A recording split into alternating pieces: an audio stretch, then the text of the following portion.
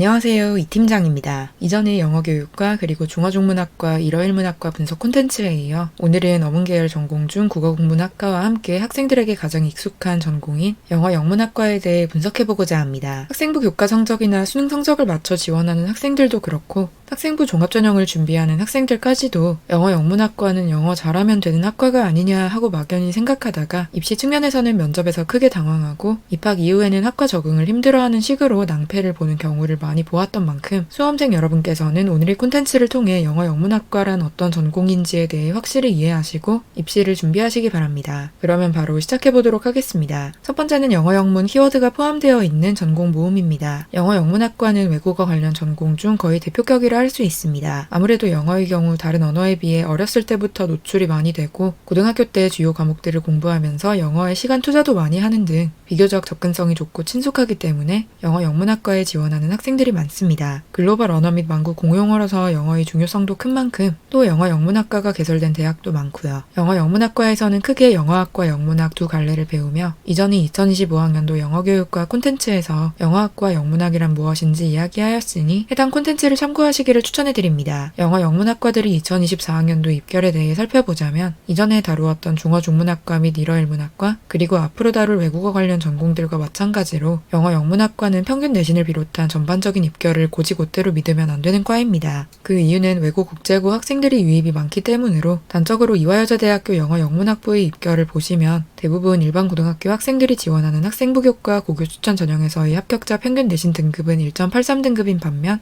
학생부 종합 미래인재 전형에서의 합격자 평균 내신 등급은 3.42등급입니다. 학생부 종합 미래인재 전형에서 영어 영문학부 입결이 펑크난 것이 아니라 그만큼 비일반 고등학교 학생들이 많이 합격했다는 것으로 비일반 고등학교 출신 학생의 성적일 50%, 70% 내신컷 성적이 각각 3.66등급, 4.03등급인데 평균 내신 등급이 3.42등급이니 일반 고등학교 출신 학생들이 내신은 훨씬 높을 것을 짐작할 수 있습니다. 이는 상위권 대학일수록 심하며 지방 거점 공립대학 영어 영문학과의 경우 외고 국제고 학생들이 없지는 않지만 그렇게까지 걱정할 수준까지는 아닙니다. 참고로 서울대학교 학생부 종합 지역균형 전형의 경우 영어 영문학과를 따로 선발하는 것이 아니라 인문계열로 통합 모집을 실시하기 때문에 영어 영문학과에 대한 별도의 입결은 없습니다. 대신 인문계열이 입결을 말씀해드리자면 최종 등록자 50% 내신컷 성적은 1.2등급, 70% 내신컷 성적은 1.31등급입니다. 그 다음은 영어 영문 관련 전공이 지만 영어 영문학부처럼 영어 영문 키워드가 들어가 있지는 않은 전공을 정리해보았습니다. 영어 영문 키워드를 포함한 전공들 중 영어 영문 키워드를 포함하지 않은 전공만 정리하였으며 영어교육과의 경우 별도의 콘텐츠로 따로 다루었던 만큼 영어교육과 역시 제외하였습니다. 또한 영어 영문이 아니라 영미언어 문화처럼 영미 키워드를 포함한 전공 중에서도 영어 영문학과와 비슷하거나 거의 같은 전공들이 있기에 영미 키워드 역시 정리해보았습니다. 영어 영문 관련 전공에서의 세부 키워드를 세 가지로 분류해보자면 영어, 문화, 통번역이라 할 수 있습니다. 첫 번째로 영어 키워드의 경우 영어학 그 자체에 더 집중하거나 듣고 말하고 읽고 쓰는 실용적 영어 능력이 배양해 조금 더 초점을 두는 전공들입니다. 동덕여자대학교 글로벌 지역학부 영어 전공을 예로 들면 교육과정에서 영어학, 영문학을 모두 다루기는 하지만 영어 회화나 국제 비즈니스 영어처럼 여러분들이 보통 영어 관련 전공하면 떠올리시는 영어를 잘하는 능력을 키우는 것과 관련한 과목이 많습니다. 두 번째로 문화 키워드의 경우 영어학, 영문학 중에서는 영문학에 보다 가까운 커리큘럼을 운영하는 전공들입니다. 영문학 즉 문학을 통해서 영미권 문화를 이해할 수 있는데 꼭 문학 작품이 아니더라도 최근인 뉴미디어, 영화, 애니메이션 등을 통해서 문화를 파악할 수 있습니다. 당연한 말이지만 학과마다 커리큘럼은 세부적으로 다르며 경희대학교 글로벌 커뮤니케이션 학부 영미문화 전공의 경우에는 사이버 공간과 문화, 애니메이션과 현대문화 과목 등 영미권이 비교적 현대적인 콘텐츠도 많이 다루는 편입니다. 참고로 서강대학교 영문학부는 영문학부여서 영문학만 다루는 학부인가 생각하실 수 있지만 학부 속 세부 전공으로 영미어문 전공과 미국문화 전공이 있어서 영어 영문학과에서 다루는 과목을 모두 다루는 모집단이라는 점도 알아두시면 좋을 것입니다. 그리고 세 번째로는 통번역 키워드가 있는데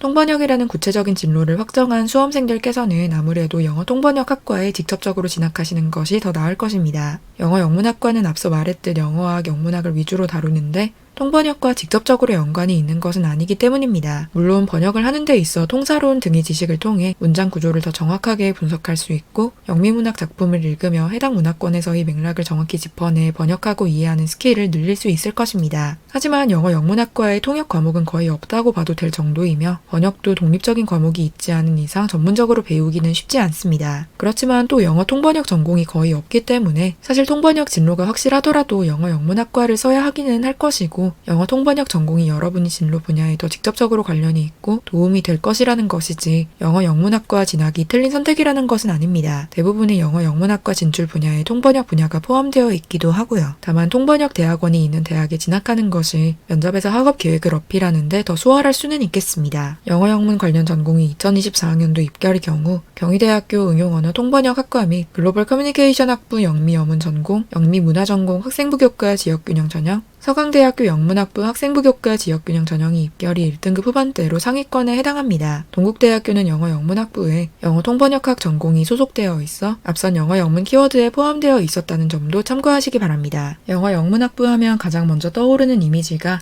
영어를 잘하겠구나입니다. 실제로 영어를 잘하고 좋아하는 학생들이 주로 진학하는 전공이자 이러한 학생들이 적응하기 용이한 것도 맞습니다. 소위 말하는 살다 온 학생들도 많고요. 그래서 영어 성적이 좋거나 영어를 잘하는 학생들이 가장 먼저 고려하는 전공이 영어 영문학과인데 영어 영문학과는 단순히 영어를 잘한다고 진학하는 학과는 아니라는 점에 유의하셔야 합니다. 말씀해드렸듯 대부분 영어학이나 영문학을 위주로 다루기 때문에 영어를 사용하는 것을 넘어 영어학을 심층적으로 파고드는 것에 흥미가 있다거나 영미문학을 감상하는 것을 진심으로 즐긴다든가 하는 포인트가 있어야 합니다. 실용영어 쪽 과목을 주로 이수하면 되지 않냐고 하실 수 있는데 학과마다의 커리큘럼을 확인하셔야겠지만 상위권 대학으로 올라올수록 실용 영어보다는 영문학, 영어학을 딥하게 파고드는 편이라 영어 영문학과에서 영어 실력을 기르겠다가 포인트가 되는 것은 곤란할 것입니다. 물론 여느 어문 계열 전공들이 그러하듯 영어 영문학과 역시 어학, 문학을 더욱 연구하는 학문의 길을 걷고자 하는 학생들보다는 복수 전공을 통해 진로를 개척하는 학생들이 대부분입니다. 그래서 영어 영문학과 졸업 이후 진출 분야 역시 영어를 도구로 활용하여 취업을 하는 것이 맞기는 합니다. 다만 이처럼 언어를 도구로 활용하는, 즉 타 분야와의 융합을 지향하는 관점을 취하더라도 근본적으로 문학을 통해 그들이 정서나 사회를 이해하겠다는 식의 영어 영문과의 연결고리가 필요하겠습니다. 이처럼 영어 영문학과 진학을 준비하는 학생들이 진학 이후 배우는 커리큘럼에 대한 이해 없이 실용 영어 능력에 너무 집중하다 보니 그냥 영어를 잘하는 것을 어필하기만 하면 된다고 생각하는 경우가 많습니다. 영어 교육과 콘텐츠에서도 설명해드렸지만 영어학, 영문학에 대한 관심을 보여주시면 좋으며 특히 영문학 분야에서는 셰익스피어의 작품은 읽어보실 것을 추천해드립니다. 영어 영문학과 커리큘럼에 셰익스피어 작품을 다루는 과목이 아예 독립적인 과목으로 존재하는 경우도 있을 정도로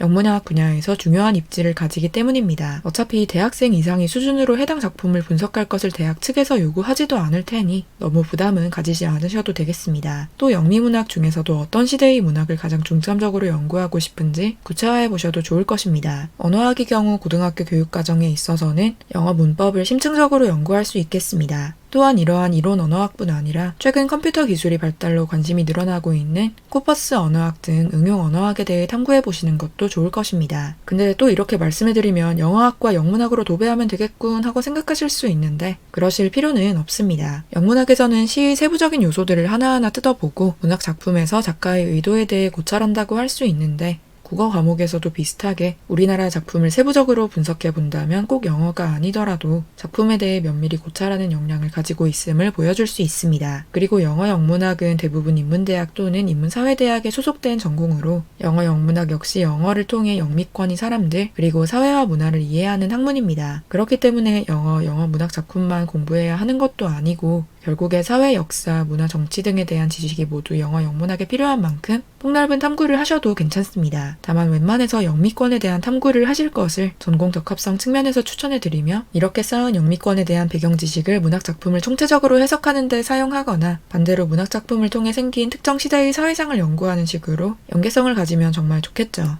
꼭 당시 사회상을 반영한 소설이 아니더라도 특정 작품에서 디스토피아를 가정 또는 예견했던 것과 현대 사회를 비교해보는 식으로 문학 작품과 사회를 엮을 방안은 많겠습니다. 영어 영문학과를 준비하시는 여러분께서 보다 다양한 활동을 해보시고 또 그를 통해 여러분 나름대로의 다채로운 생활기록부를 만들기를 바라는 마음에서 비교과에 대한 이야기도 해보았습니다. 그러면 오늘의 콘텐츠가 영어 영문학과 및 관련 전공을 지망하시는 여러분께 많은 도움이 되시기를 바라며 마무리하도록 하겠습니다. 감사합니다.